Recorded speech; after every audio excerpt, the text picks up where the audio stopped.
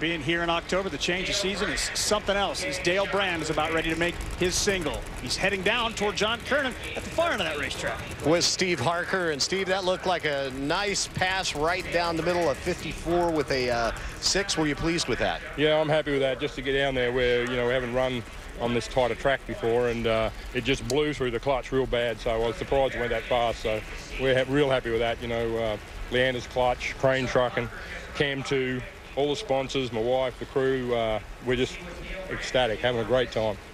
Well, remember, they're testing, so they'll go back and make some more adjustments and be ready for the semifinals. I'd like to have him come test my car sometime. Of course, it's going to set up a great semifinal between this man and Steve Harker, because Brand gets the solo run here, and probably a good thing. He ain't gonna have lane choice. In fact, that car may not even make it all the way down. Big time shake, but he got to calm down. Pretty awesome look, though, don't you think? The brand new 14 model Chevy Camaro, funny car bodies that we've seen so many of. Of course, Jay won the Indy race with one of those, Jay Payne. And you have to know, Dale Brand knew he had to solo. Jay's not even on the property. You also know how well Steve Harker's running. You know there's no point in going up there trying to run 570. You might as well go up and use it to experiment with, because if you don't run better than 554, you're not going to have lane choice anyway. That front end wobble is actually fairly common in these cars.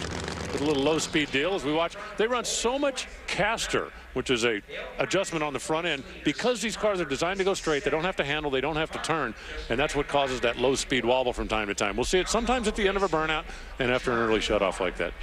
Well, we've crunched a lot of the numbers for these top two in the funny car points. For Dale Brand, after leaving here, he's going to have one national event left to claim. Steve Harker does have a little extra room on his resume, being as it's just a test year. He started late. What Dale Brand needs to do is he needs to make sure Harker doesn't win this race. He's got to do that. If he lets Harker get out of here with the trophy, then Steve goes in with a little bit of momentum. He's got some choices. There's still a regional in Gainesville coming up. There's, of course, the big one out in Las Vegas in between the two national events. So, yeah, you got to break Harker's momentum at some point, and it's up to Dale Brand to try to make it happen. Stat guy.